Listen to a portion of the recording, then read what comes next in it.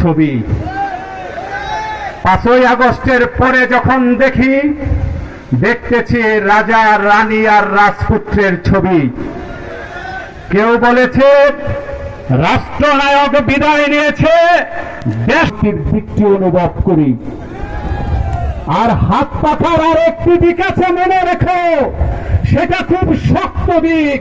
সেই দিক তোমার অন্যায় অপরাধকে প্রত্যাখ্যাত করতে চায়। পিছনে যেমন অন্যায়কে প্রতারিত করেছে, অন্যায়কে বাংলাদেশ থেকে বিতাড়িত করেছে, আগামীতে যদি কেউ অন্যায় করতে চাও, অপরাধ করতে চাও, ন্যায় বিচার করতে চাও না, তোমাদেরকে বিতাড়িত করতে দ্বিধাবোধ করবে না।